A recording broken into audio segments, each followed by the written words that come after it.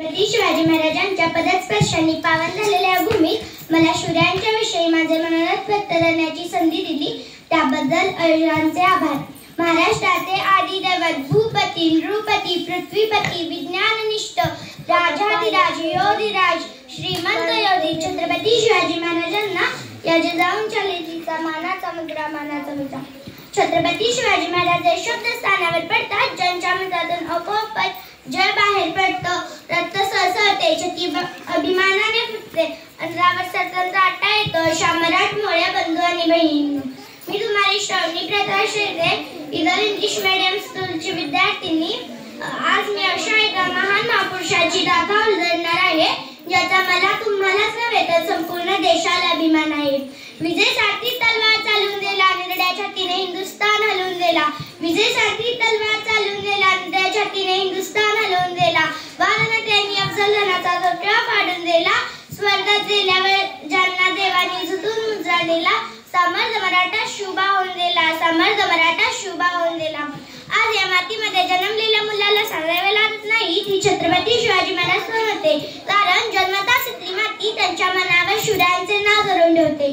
शिवछत्रपती हे नाव भारतातच नव्हे तर संपूर्ण देशाच्या कानाकोपऱ्यात सर्वत्र पसरले आहे। दोन ते शिवाजी असे गंभीराम त्यांनी केले, त्या 350 वर्ष उलटून गेली तरी त्यांच्या नावाचा जय जयकार केला जातो। इथल्या लोकांना तर सोडाच, पण इथल्या घराघरांना जरी विचारले की छत्रपती शिवाजी महाराज कोण होते तर ते सांगतील रुद्राचा अवतार तो वाघाचा ठसा होता, रुद्राचा अवतार तो वाघाचा ठसा होता।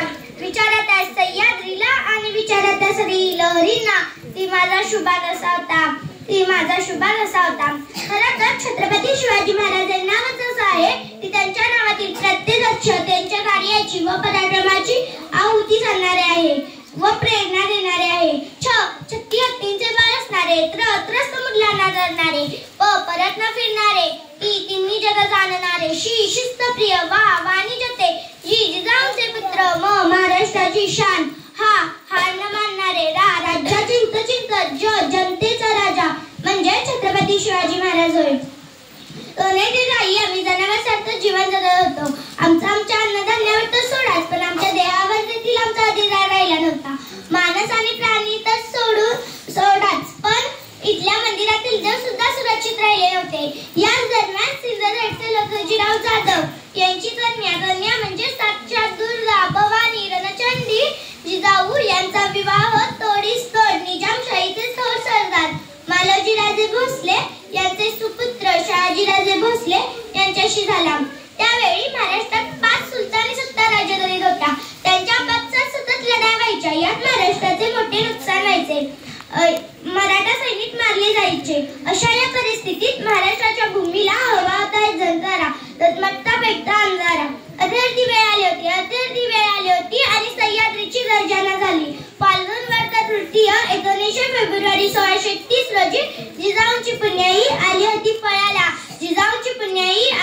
फळाला, कारण जनतेचा पोशिंदा राजा शुभा जन्मला।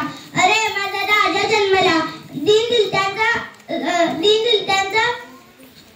तैवारी जन्मला, दुष्टांचा सहारी जन्मला। अरे माझा राजा जन्मला, माझा शुभा जन्मला। शूरांचा जन्म झाला आणि गेल्या कित्येक वर्षापासून अंधारात तत्परणाऱ्या महाराष्ट्राला जणू प्रकाशाची किरण पसरू लागले। शिवराय जिजामातेंच्या संस्काराखाली हळूहळू वाढू लागले।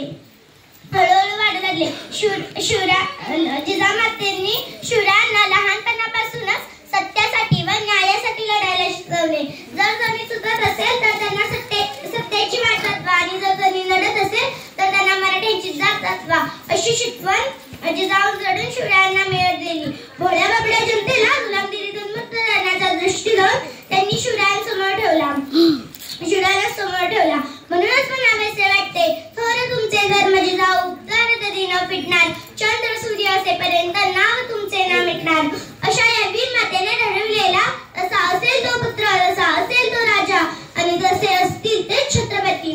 अहो शिवछत्रपती म्हणजे माळ्यांचा मेळ, शिवछत्रपती म्हणजे मनातले बळ, शिवछत्रपती म्हणजे तलवारीची धार, शिवछत्रपती म्हणजे छातीवरचा वार, शिवछत्रपती म्हणजे मनामनातले धैर्य, शिवछत्रपती म्हणजे सह्याद्रीचे शौर्य, शिवछत्रपती म्हणजे जिजाऊंचे पुत्र, शिवछत्रपती म्हणजे व्यक्ती नसून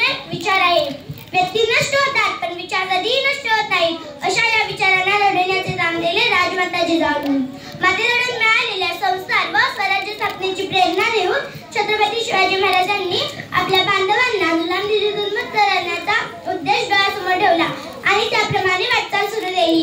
सह्याद्रीची कडे पारिपट्ट गर्दी धरून सवंगडी आलेले तानाजी, यसाजी, नेताजी, बाजी यासाठी जीवाला जीव देणारे मावळे जमवले. रायरेश्वराच्या साक्षीने स्वराज्य स्थापनेची प्रतिज्ञा घेतली. वयाच्या 16व्या वर्षापासून स्वराज्य स्थापनेचा प्रवास सुरू झाला. येत होते शिवाजी, भीती नव्हती जराची, चिंता नव्हती परिणामाची, कारण साथ होती मावळ्यांची आणि शिकवण होती जिजाऊंची. देशात लाट आणली भगव्या झेंड्याची आणि मुहूर्त मिळवली स्वराज्याची. म्हणूनच म्हणतात जय जिजाऊ जय शिवराय. मित्रांनो आजच्या या युगात खरी गरज आहे ती छत्रपती शिवाजी महाराजांचे गुण आणि विचार अंगी बाळगण्याची, शिवरायांचा इतिहास जपण्याची, रणदिल्यांचे रक्षण करण्याची. जाता मी एवढेच बोलले. तोंडात नको हृदयात शिवभक्ती नित्य असू दे.